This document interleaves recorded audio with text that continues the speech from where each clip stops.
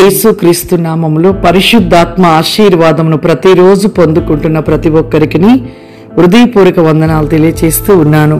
ప్రతిరోజు కూడా పరిశుద్ధాత్మ ఆశీర్వాదాన్ని మనం పొందుకుంటూ ఉన్నాము.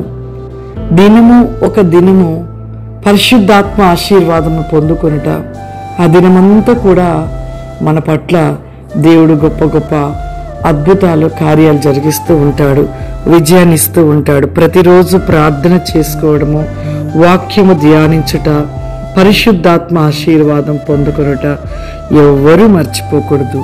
ఈరోజు పరిశుద్ధాత్మ దేవుడు మనకిస్తూ ఉన్న వాగ్దానము సామెతల గ్రంథము 27వ అధ్యాయము 8వ వచనము.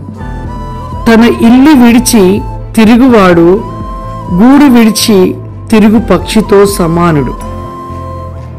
తన ఇల్లు విడిచి తిరుగువాడు. చాలా మంది కూడా మందిరమే మన ఇల్లు, ఆ యొక్క దేవుని యొక్క ఇంటిని విడిచి తిరుగుతూ ఉంటారు. ఒక స్థలంలో ఉండరు, ఇంకొక స్థలానికి పరిగెడతారు, మరొక స్థలానికి పరిగెడుతూ ఉంటారు. దేవుడు మన పట్ల చేసిన అద్భుతాన్ని, దేవుడు ఏ స్థలంలోకి వెళ్ళినప్పుడు మనం ఒక మేలు పొందుకుంటామో, దైవజనుల ద్వారా స్వస్థత పొందుకుంటామో, ఆ స్థలమును ఎప్పటికీ విడిచిపెట్టవద్దు. చాలా మంది కూడా ఈ రోజులలో ఎలా ఉన్నారంటే, దేవుడు చేసిన మేలును మర్చిపోతున్నారు. దైవజనులు ప్రార్థన చేసినప్పుడు వారి పట్ల జరిగిన కార్యాలని విడిచిపెట్టి మర్చిపోతున్నారు. చివరికి ఇక దేవుణ్ణి విడిచి దేవుని ఇంటిని పూర్తిగా మర్చిపోయి దేవుని సన్నిధికి రాకుండా ఉంటున్న వారుగా ఉంటున్నారు. ఈ విధంగా ఎంతో మంది కూడా ఉంటూ ఉన్నారు. నిలువెచ్చిన స్థితిని కలిగి విశ్వాసాన్ని విడిచిపెట్టి అవిశ్వాసాన్ని కలిగి ఉంటున్న వారు కొంతమంది. ఇలా ఎన్నో విధాలుగా దేవుని విడిచిపెట్టి, దేవుని ఇంటిని విడిచిపెట్టి మరి తిరుగు పక్షితో సమానుడిగా పోలుస్తున్నాడు.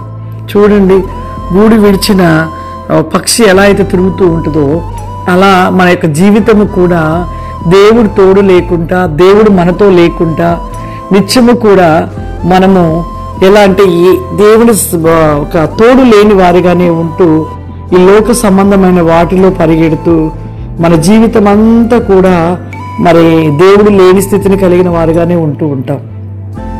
చాలా మంది వారి జీవితంలో ఇలాగే ఉంటూ ఉంది. దేవుడితో ఉన్నాం అనుకుంటారు, దేవుడి సన్నిధికి వెళ్ళరు.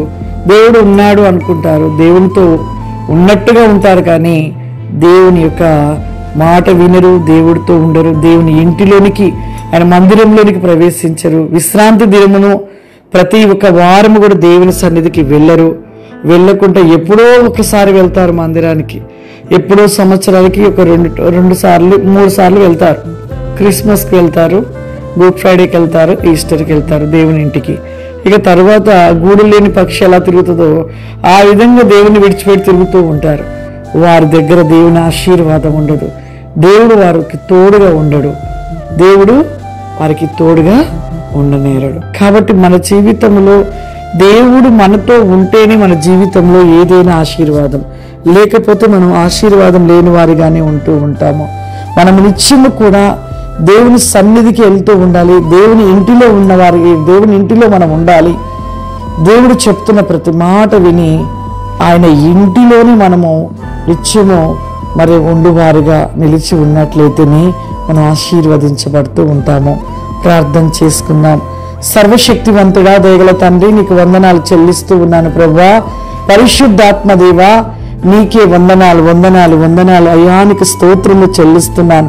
ఈ యొక్క ఉదయకాలపు ప్రతినేకమైన ప్రార్థనను ప్రతి వికాసి కాంబి మైకేని ఫ్లవరిమా, ఈ యొక్క పరిశుద్ధాత్మ ఆశీర్వాదం అనబడిన ఈ ప్రోగ్రాం చూస్తున్న ప్రతి బిడ్డను మీరు దీవించండి, ఆశీర్వదించండి ప్రభువా.